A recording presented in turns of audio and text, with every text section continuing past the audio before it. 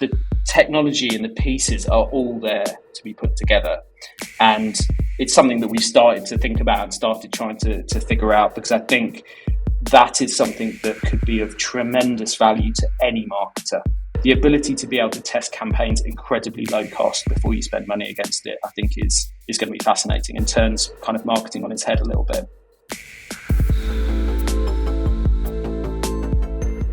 Hello and welcome back to Identity Architects, the InfoSum podcast that spotlights the leaders in the media industry shaping the future of data-driven advertising. I'm your host, Ben Cicchetti, and for a while now, I've wanted to do an episode focused on generative AI.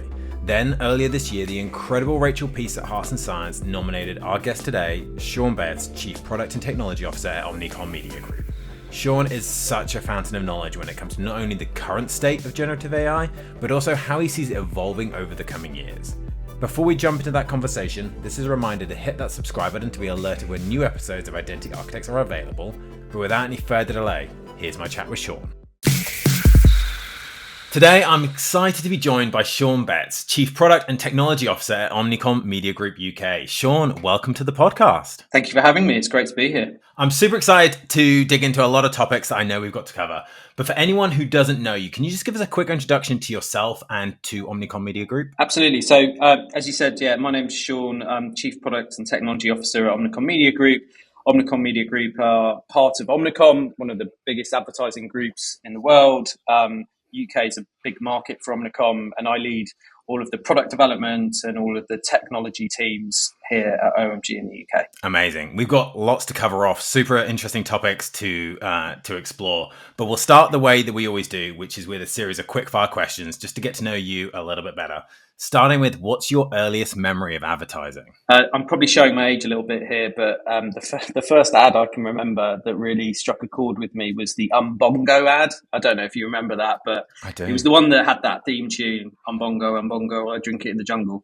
And I just remember having that in my head for a very long time when I was a kid.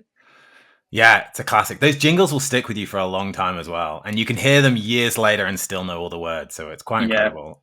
I think the power of audio is hugely underrated. Yeah, agreed. So take yourself back to that time, take yourself back to that jingle. What did you want to be when you were younger? So I was thinking about this question earlier. I'm autistic, so I've been told that people with autism don't have brilliant memories of their childhood. They just can't remember back in the same way a lot of neurotypical people can. But I used to spend a huge amount of time with my friends on my BMX. And so I'm pretty sure I probably wanted to be some sort of stuntman. I watched a lot of like the A-Team and things like that. And I was probably wanting to, do something a little bit dangerous in my career. Nice. That sounds super exciting. Super interesting for sure. Way more interesting than what I've ended up doing. I'm not sure about that. But speaking of what you're doing now, what was your first job in either advertising or media or marketing? So I got into media as an auditor to start off with. So I started my career as a graduate at Fairbrother Lensely, that was an auditor back in the day. And I spent about 18 months there helping them to audit clients' media campaigns across all channels. So it was a really interesting place to start because it was very good introduction to how media works and the kind of technical side of it. Yeah, I bet. So what do you think it was about the media advertising industry that kind of drew you in? And then I guess the flip side of that question is, what keeps you in it to this day? So I always really like the creative side of it, and creative thinking rather than the actual kind of content creation side of it. And I was really interested in how marketing could create brands and how marketing could influence behavior and tell stories, really. And I think that's the elements that still really interest me now. But I'd say that the thing that keeps me in the industry, what keeps me really excited about the industry, is that it is changing so much. And I really thrive on learning. I just love learning new things and embracing new things. And that's probably why I've ended up in the technology side of the business. But I just thrive on learning. And if I'm not learning, I can get quite bored quite quickly, which is a bad trait. But the flip side of that is I'm very good at learning and kind of understanding new complicated topics quite quickly. Yeah, it definitely sounds like you landed in the perfect spot then, as someone who's super curious and always keen to learn. What advice would you give to someone who's maybe just starting out in their career, just coming into our crazy world of media and advertising? So my answer used to be you should go and be an auditor for a little while because I think it is really important that when people come into the media side of the business, that they understand how media works, and you get that really quickly as an auditor. But that's changed now, and I was thinking about this, like because I work on the technology side of the business now, because that has become so much more important, and because the technology side of advertising, I think, is more like auditing used to be in the sense that that's where the technical aspects of how media now works sits. I would say Mm. get into the technology side. I think it's really important that everyone has an appreciation for the technical side of how media and advertising works. So I would always encourage people to start there, or at least start as close to that area as possible, because having a technical understanding of media and advertising is super important. It's really foundational.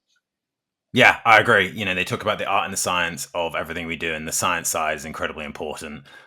If you can crack the science side, you can almost have more freedom to do the art side, meaning you don't have to worry about that side as much because you've cracked it, and then you can kind of focus on the creativity and some of the other art side of marketing and media. So I think that's really, really good advice.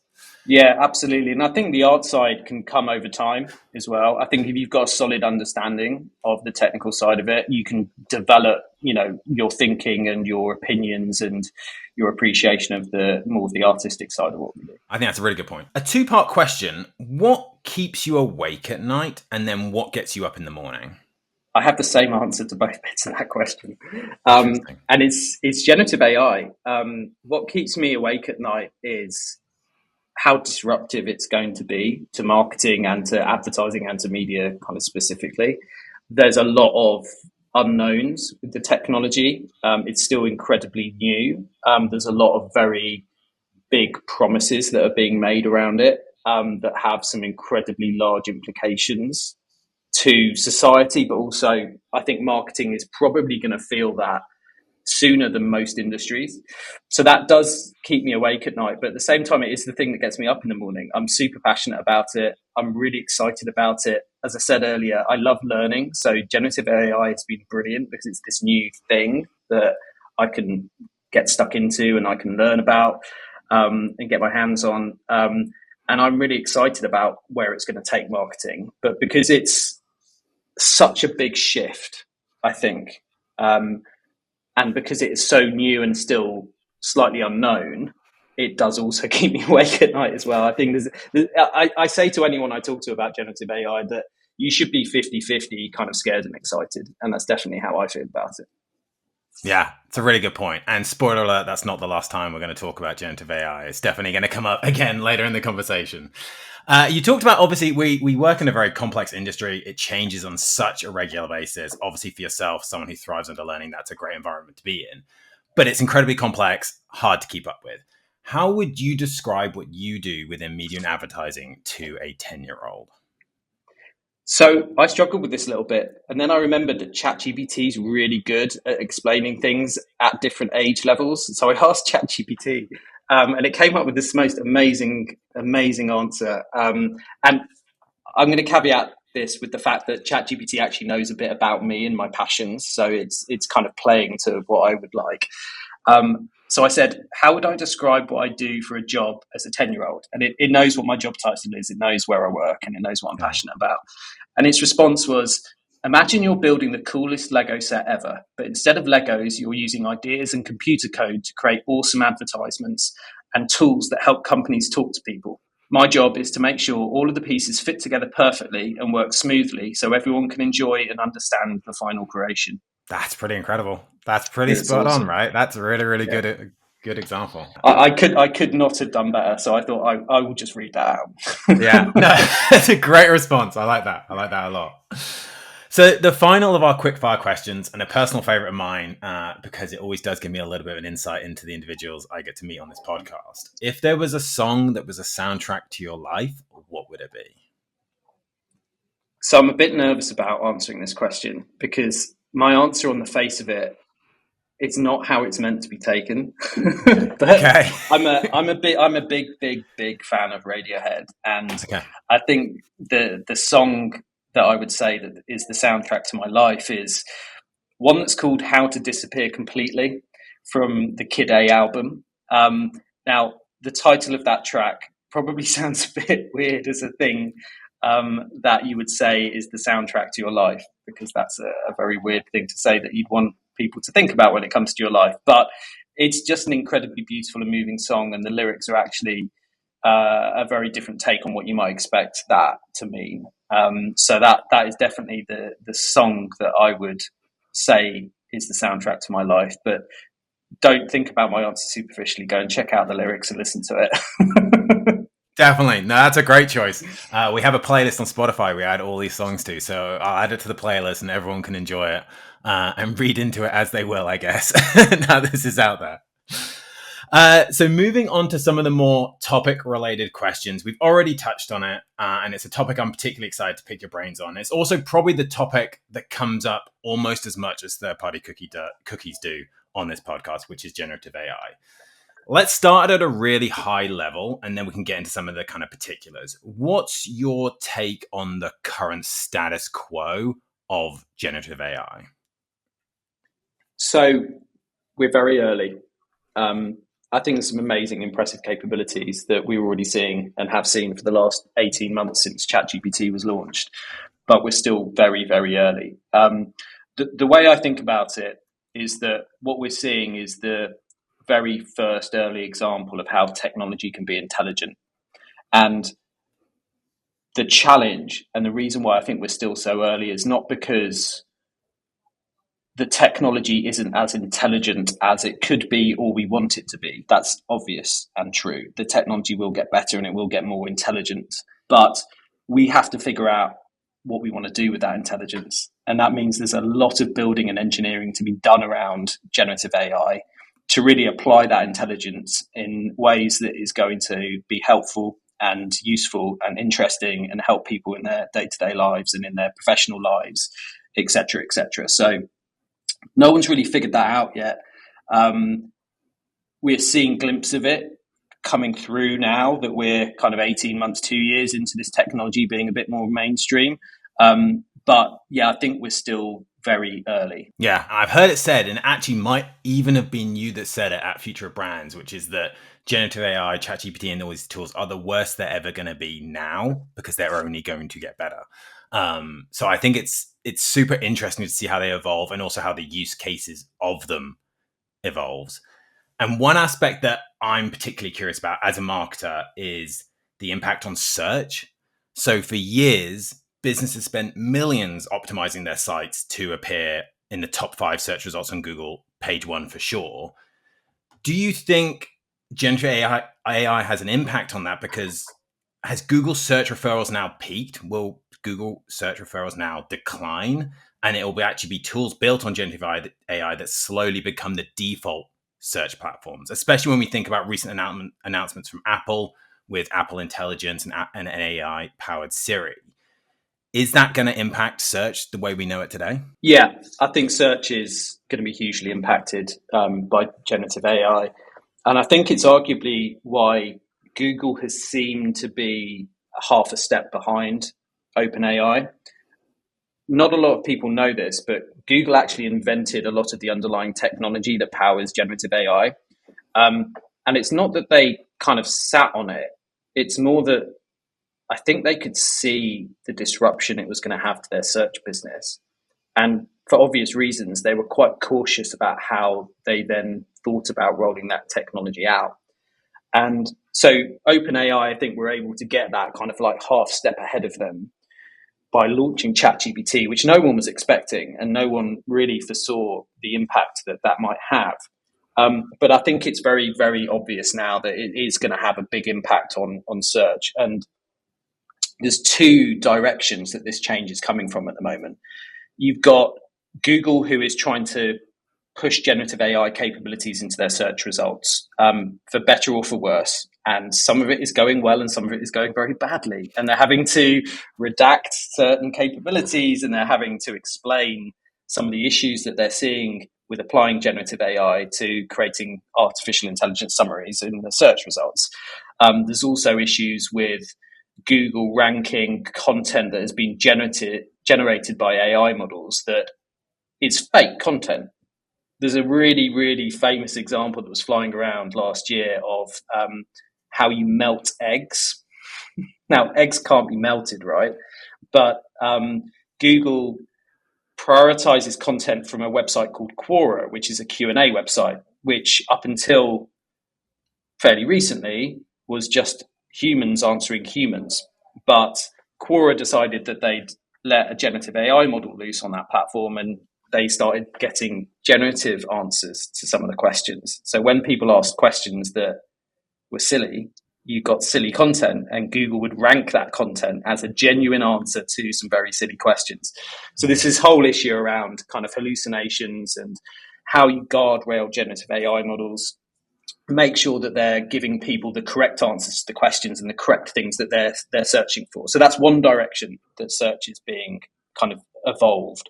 The other direction is from the kind of pure play generative AI companies. There's a fantastic company called Perplexity who's effectively trying to reinvent search from the bottom up using generative AI as the foundation.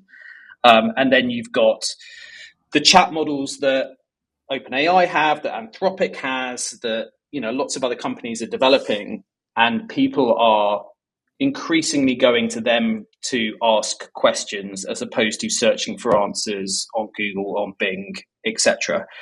Now, where that ends up, I think, is going to be slightly different to either of those approaches, because I think where we end up in a couple of years' time is that we have got a primary interface with a generative AI model that is more like a personal assistant.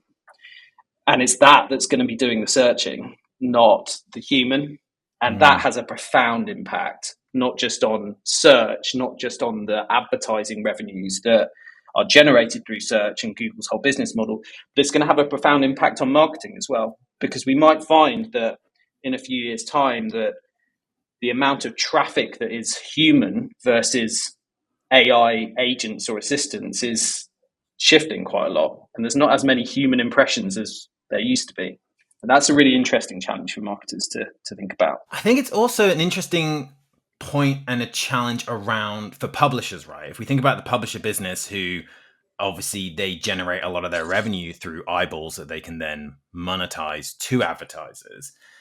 And if you think about that change of behavior, at least when you are searching for something on Google, you may end up on the publisher's site because Google just points you to the direction of the answer rather than giving you the answer, whereas AI theoretically gives you the answer. So what impact does it have on publishers when that you're no longer being directed to their site? You're no longer, your eyeballs are never landing on their site, and therefore surely that revenue stream is at risk from a publisher perspective. Yeah, so there's a big shift happening for publishers, but I think it's actually a positive one. So a lot of companies like OpenAI and Apple have been doing direct deals with publishers to be able to access their content. And that's because it's high quality content, and it's content that is opinionated and you can't find elsewhere. And that content is incredibly good for training models, but it's also content that's incredibly useful for providing the next version of search results in generative AI models. So when people are asking questions about current events, you want to surface answers from those publications. You don't want to make up answers, or you don't necessarily want to rely on having to go to a search engine to find those answers.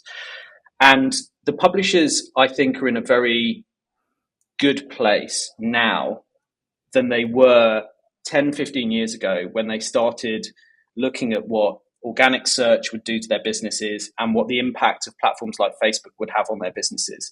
And there's a really interesting quote from Anna Bateson, the CEO of The Guardian, from a conference a couple of weeks ago, where she talks exactly about this. It's about the value exchange between publishers and these large digital platforms. And the large frontier AI companies doing these direct deals with publishers is allowing publishers to recognize the revenue and the value of their content directly. Whereas the kind of deals, in inverted commas, they were doing with the social platforms and the search platforms 10, 15 years ago essentially went along the lines of, you give us traffic and then we'll monetize that traffic.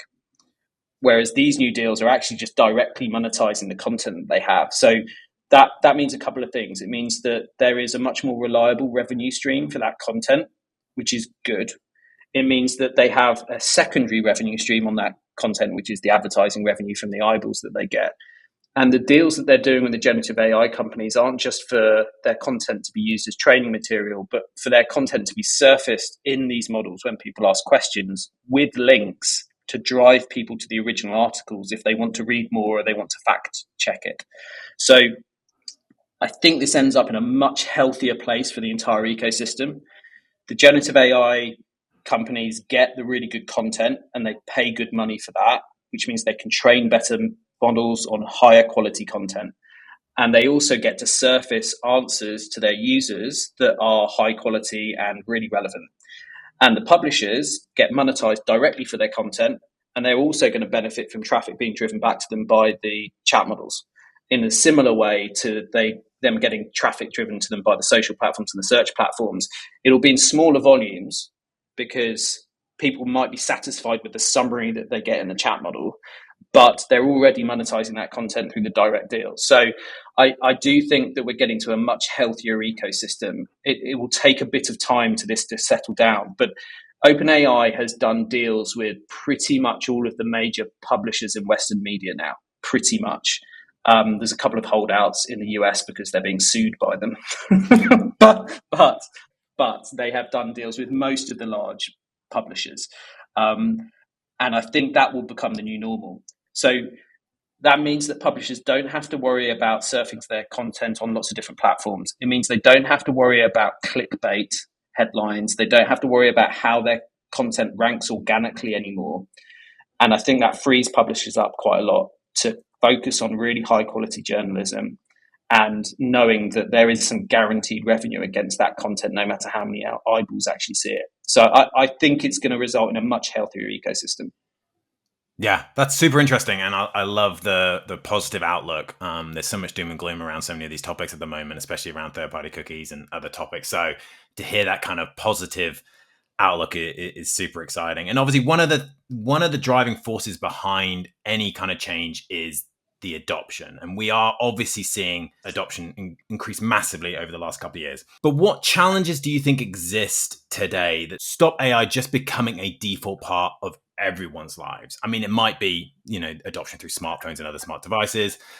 And then what potential do you see personally for AI in the years to come, especially for the marketing and ad tech industry? So the adoption has been very, very interesting. It's been unlike any other technology that we've seen. So when ChatGPT launched in November 2022, it hit 100 million users faster than any other piece of technology before that.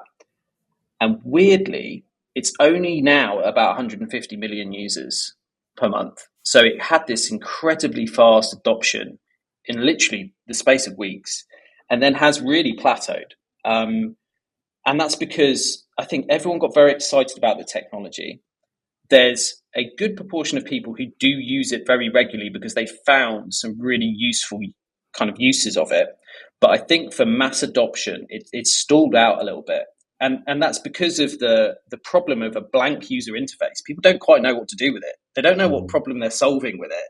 And whilst it's interesting and you can have some fun playing around with it, there aren't any mass real world use cases for this intelligence yet. And it comes back to the point I made earlier about the need for a lot of engineering to happen around the intelligence that these models possess. So it is where it is at the moment. There is going to be another acceleration of the technology though. And we saw that with Apple's announcements at WWDC. And the reason for that is that Apple's approach isn't just to put an app on the phone that you can chat with. It's to integrate that intelligence, and they call it Apple Intelligence, into the whole operating system and surfacing it in lots of different areas that are useful for users. And if you watch any of the interviews with Tim Cook after WWDC, he talks about the technology as an enabler rather than talking about the technology in and of itself. And that's kind of what we've been waiting for the last 18 months or so. And it's taken that time to engineer this stuff around the LLMs and the generative AI technologies.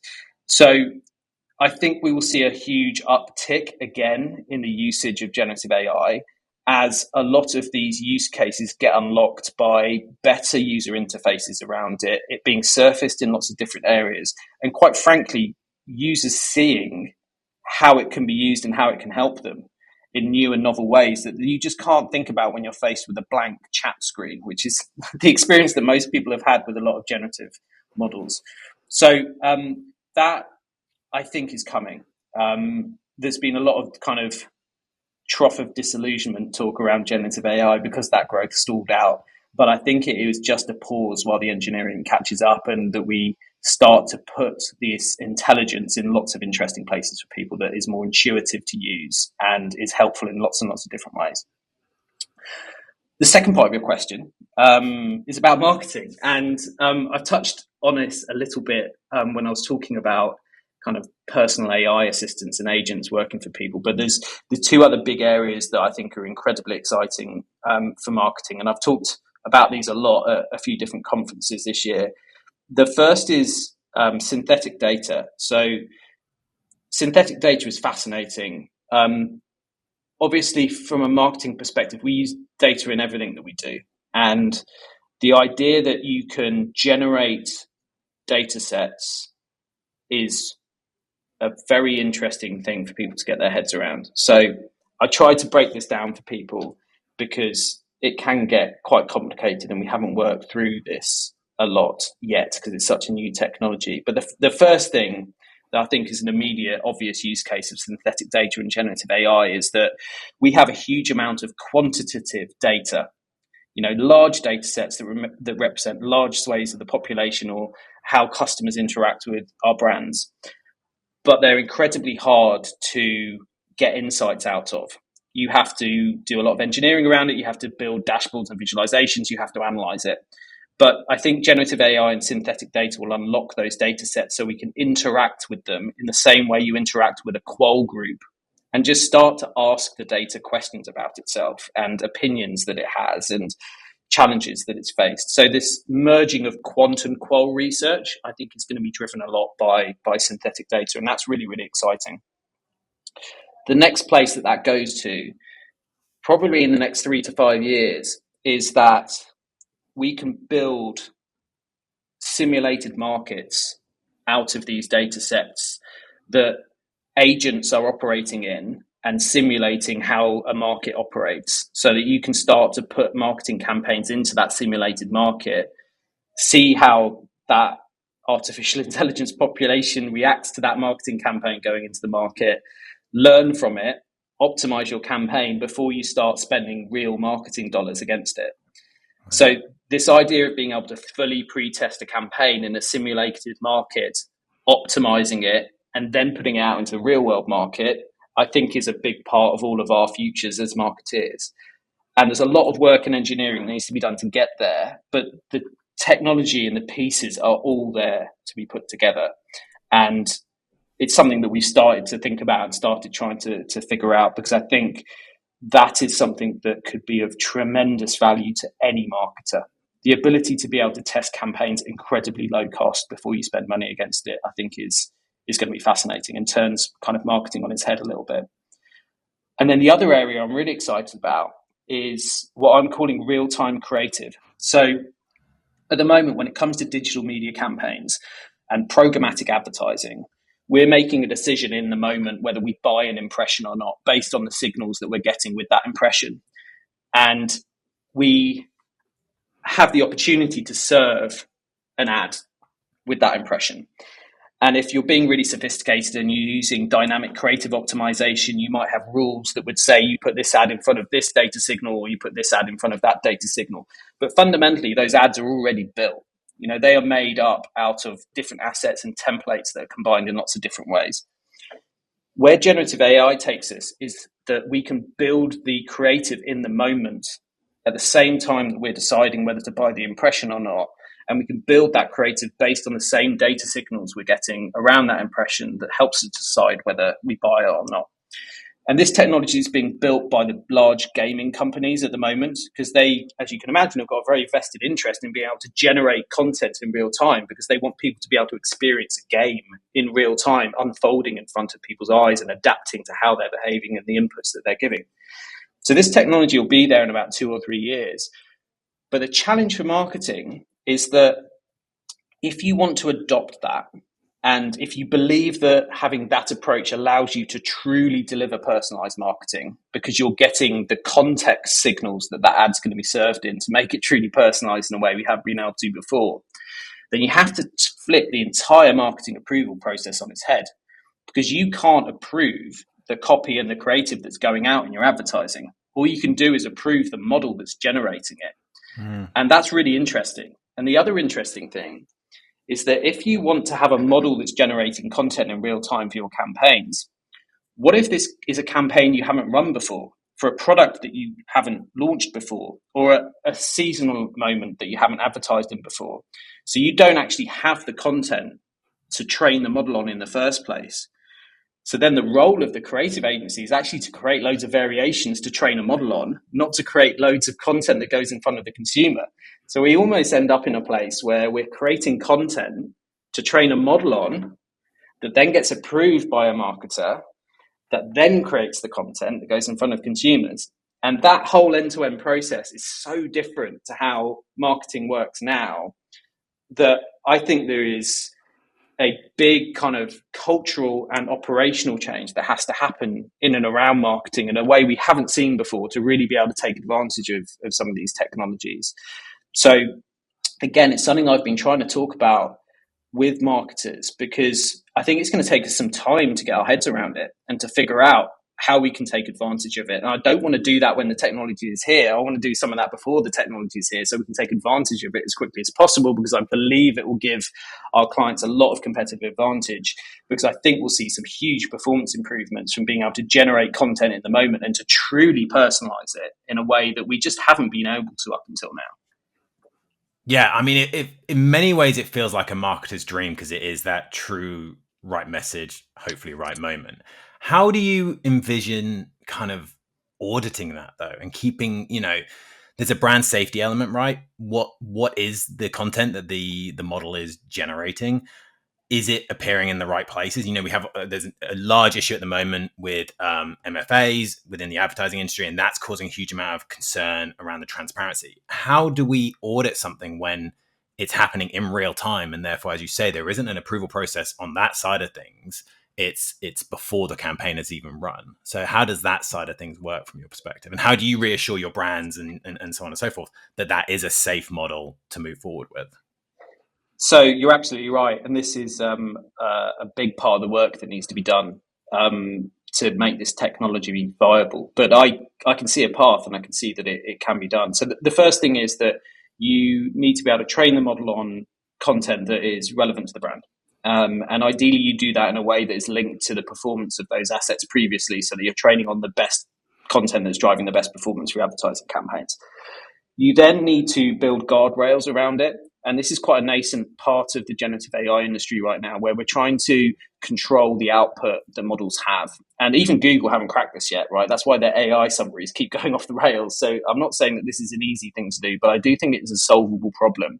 And those guardrails need to ensure that any content created is in the right brand tone of voice, that it's using the right colors and the right assets, and it's doing the logos right, and it's representing people in a fair way that the brand wants to represent people, etc., etc., etc. Now, that's a technical challenge, and I do think it's solvable. You've then got the need to test that. And I think that's where this synthetic data and these simulated markets come in, because to be brutally honest, if I was a marketer and I wanted to adopt this technology, I wouldn't feel comfortable approving a model unless I'd seen it tested millions of times, because it's going to be generating images millions of times at the volumes that we see digital campaigns run. So I want to see that tested, and I want to then be able to, in a very low cost way, evaluate the output from those millions of tests quite quickly. And again, I think generative AI is the answer to that. Generative AI is incredibly good at looking at content and evaluating it and detecting bias and identifying any issues. It can self-police in incredibly good ways. And then there is your question about the audit trail. So if we've got a model live, we want to be able to see what the model is generating and the question of why it's generating that. Now, that is, again, a big engineering problem that a lot of the generative AI companies are working very hard on at the moment, because we don't understand how this technology works. The people building this technology don't understand why it outputs the content that it outputs. And we're starting to see glimpses of how we can understand that. There's been some incredibly interesting research from both OpenAI and Anthropic on understanding generative AI models and the decisions they made. It's called interpretability, and that, I think, is progressing quite well as well. So I think where we end up in, I'm saying 3 to 5 years at the moment, I think that's probably about when it will happen, is that we will have the technology around generative AI to be able to build the models, to put guardrails around them so that they only generate content that a brand would be happy with, and to be able to test it at scale before it goes live, so that we can be confident that it's not going to go off the rails in a live environment when it's producing huge amounts of content. And we will have the technology in place to be able to audit the models, to look at the content it's created, and importantly, understand why it's created that content based on the signals that it's using as the input. So I think all of those problems and challenges are solvable, but they are the things that need to be done over the next 3 to 5 years. And it's why I think it's 3 to 5 years and not like 1 to 2 years, because some of these things are really hard challenges. I mean, it's super fascinating. And as a marketer, I can see so much potential for it, and it's incredibly exciting to think about what might be possible. I think one of the aspects of that, and it's a big topic within our industry as a whole at the moment, is around privacy and this move to being privacy first, and obviously the privacy implications of generative AI models. A common misconception that we often hear is that you can't have privacy and performance, which fortunately, InfoSum's been around for a little bit now, so we've been able to disprove that a little bit. But I'd love to get your thoughts on that misconception, but also hear of any other misconceptions you're hearing as we transition into this new era. And given you've raised it, the role of synthetic data that could play from a privacy perspective, maintaining some of those use cases around measurement and others that we've talked about and come accustomed to. So privacy versus performance is one of those huge myths.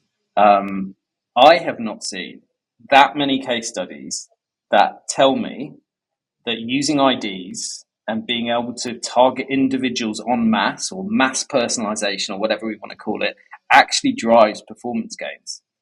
I've seen very few case studies of that. So I still believe that there is a huge amount of performance to be found in being better and more precise with targeting, but that doesn't mean that you have to go to ID level.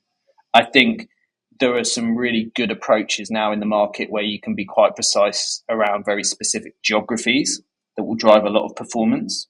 And I think there is increasingly quite a few interesting ways that you can match audiences in and out of walled gardens based on their traits, as opposed to the IDs, that again will drive, I think, quite a bit of performance.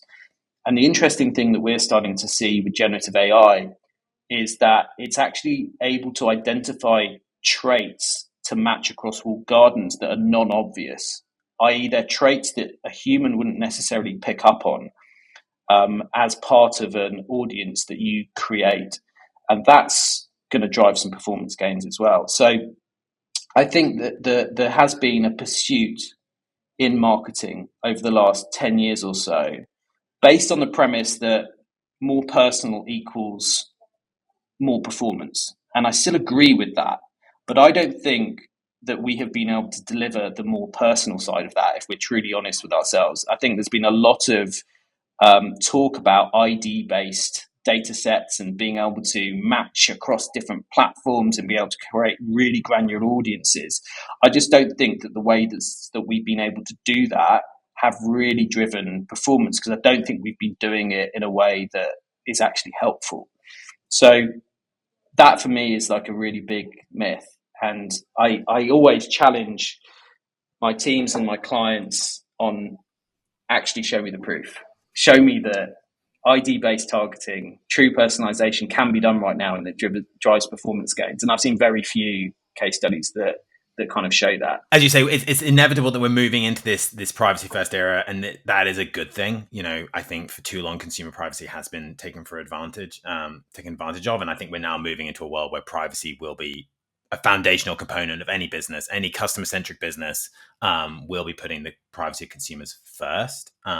Every CEO, CMO, CTO should be concerned about seeing their name in the next kind of data misuse, data breach headline. So I think moving to a privacy first world is definitely a positive thing. So it's interesting to see how we, as you say, balance privacy, performance, personalization, and everything in between to thrive as a marketing and media industry. And obviously ChatGPT, Generative AI, and others have kind of a big role to play in that. Switching Definitely. gears, It's not that I don't think that personalization will drive performance. I think it's just that we don't have the right tools to do it properly yet in a way that preserves customer privacy and respects the data that is being shared.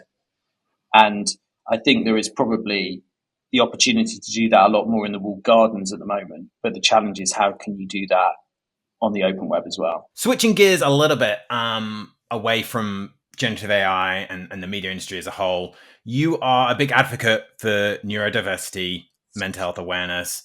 Why is that important to you? And what do you think is the biggest challenge that we still need to overcome as businesses and as organizations to ensure that mental health awareness is a default factor of everything that we consider as business leaders? So I'm a big advocate because I was diagnosed as being autistic about 18 months ago, and I'm still working through that diagnosis. And 7 years ago, I suffered burnout at work, and that had a really large impact on my mental health. And one of the things that I realized when I was coming back into work that I wasn't aware of at the time was that quite a few other people I knew had been through similar experiences, but they just hadn't talked about it. And so I didn't know that that was something that other people had been through. And I didn't know who I could talk to get any kind of advice about it. So when I felt ready, was determined to talk about my experience, to share it with other people so that people knew that it wasn't just them that was going through that experience, and that it is something that other people experience, and that there are people that they could talk to understand what they're going through and get help and advice. And also, I think importantly, because I'm in a very privileged kind of leadership position, that having mental health challenges, or now me knowing that I'm neurodiverse, don't get in the way of you having a really successful career. And that it's important to address some of the stigma that exists still at work, that if you are dealing with mental health challenges or you are neurodiverse, that you can't have an incredibly successful career, and that stops people from self-advocating and for asking for the accommodations and the support that they need, because they worry that it might hold their careers back. So it's something I'm incredibly passionate about. I set up and was leading our mental health initiatives across OMG UK for quite a few years. A year or so ago, I pivoted to take that on across disability and neurodiversity off the back of my own diagnosis, which came from my daughter being diagnosed as being autistic. And I think there's still a lot of learning that organizations need to do around how they can both support people who are more neurodiverse and disabled, and also how they can get the most out of people who are neurodiverse and disabled. I think there's a huge amount of value that disabled and neurodiverse people can add to the workforce that isn't being realized because of how they are and their experiences and the way that they see the world, I think is different. And that is incredibly valuable, especially in creative industries like marketing and advertising. But we haven't quite figured out how we can create work environments that are open and accessible to people with disabilities and who are neurodiverse in a way that allows them to thrive. And I wouldn't sit here saying that I have the answers to that at all, because I think it's a really hard challenge. But I think it's an incredibly important challenge that we try to solve for, because I think that there is a huge amount of people who are disabled or neurodiverse that want to contribute and have got incredibly valuable contributions, but just don't feel that they can, whether that is actually come to an organization and be employed, or whether that is to bring their full selves to their job.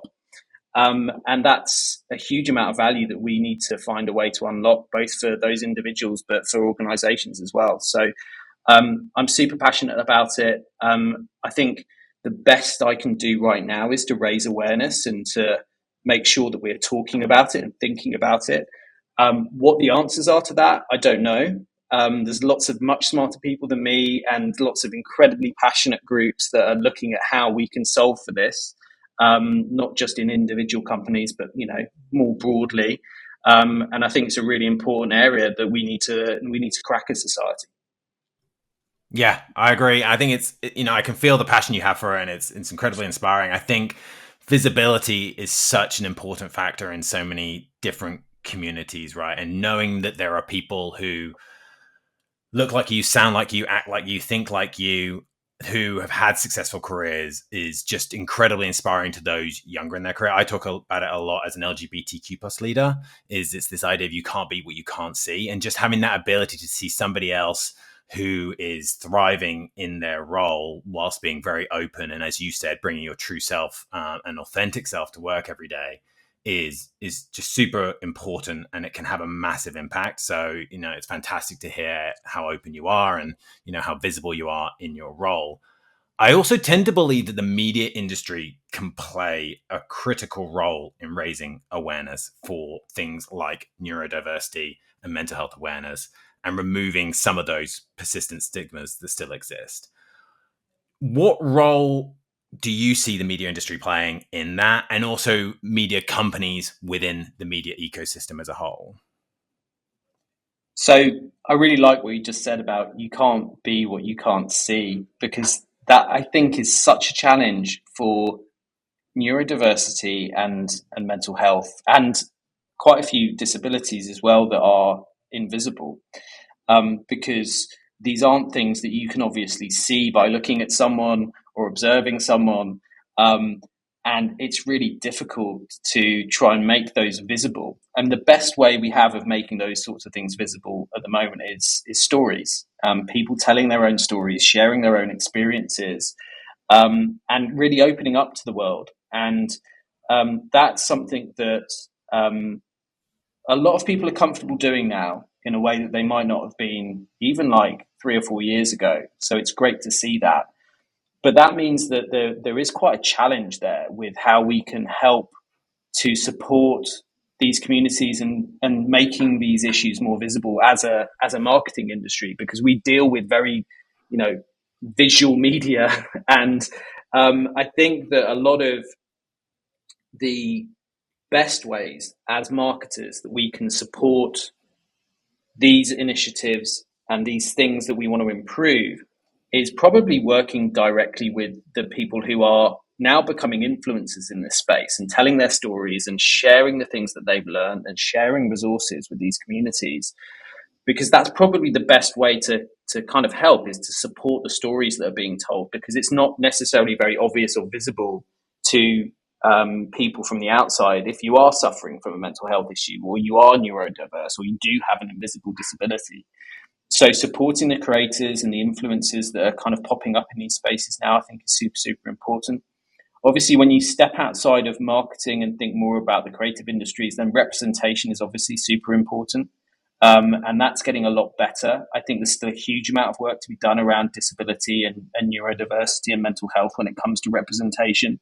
We too often fall back on the obvious tropes and stereotypes that you think of when you think about neurodiversity and boys with obsessions, or you think about disability and people automatically go to wheelchair, or you think about mental health and you automatically go to people in despair. And that's something that needs a lot more work, because issues around neurodiversity and mental health and disability are incredibly nuanced, and it's very easy to fall back on these tropes, but they're not necessarily that positive a way of representing those communities. And that, I think, is an area that needs a lot more work when it comes to the creative industries and how we're representing people from these communities in popular media. Yeah, I think it makes a ton of sense.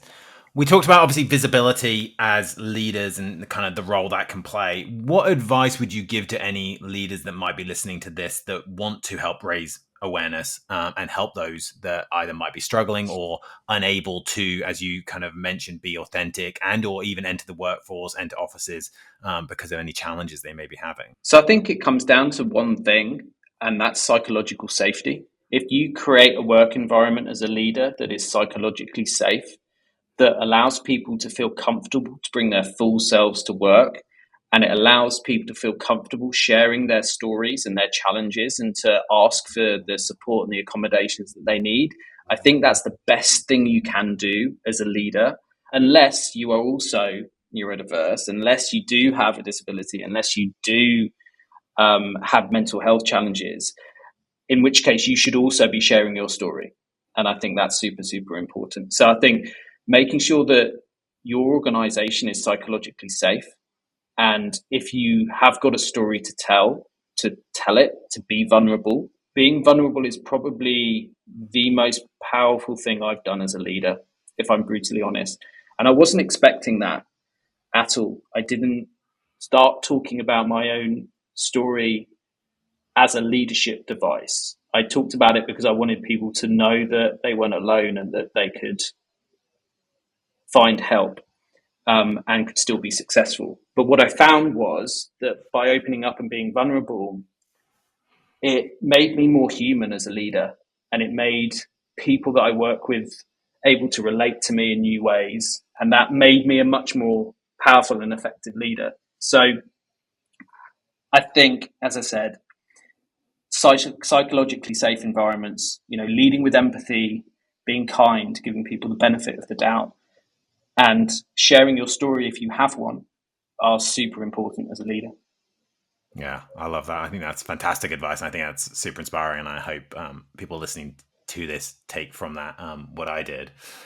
And obviously this podcast is all about meeting individuals and speaking to individuals like yourself who are pioneering the way that we're going to use data to enhance customer experiences for years to come. So when you look at people that you admire in the industry within your network, who would you nominate for me to interview on an upcoming episode of Identity Architects? So if you haven't spoken to them already, because you might have done, I know you've spoken to a few people on these podcasts now, but a good friend of mine, Virginie Golipou at Group M Nexus, she's recently been nominated as part of Media Week's 40 over 40. She does amazing work. I worked with her when she was at Omnicom. She's got great stories to share. And so I'd nominate Virginie. I love that. We haven't spoken to her, so I will definitely reach out and get them on the podcast. That sounds like a great suggestion. Sean, thank you so much for being on the podcast. This has genuinely been such an interesting conversation. Generative AI is just such a hot topic. So it's been fascinating to get into it and to kind of really pick your brains on kind of the status quo and where we see the industry and where you see the industry going over the next few years. And I just really appreciate your openness and honesty around neurodiversity, mental health awareness, and just being that kind of inspiring leader for those within Omnicom and beyond to see kind of somebody like yourself being successful, being open. So I really appreciate you being on the podcast and sharing everything with us today. Thank you so much for having me. It's been wonderful. Thanks again to Sean for joining us on the podcast. I could have chatted to him for hours on all of those topics. And here's an exclusive bit of information. Sean will be an upcoming speaker at one of our Info Summits. So be sure to head over to infosum.com/InfoSummit and register for updates. All that leaves for me to do is to remind you to hit that subscribe button to know when the next episode of Identity Architects lands. But until then, thanks for listening.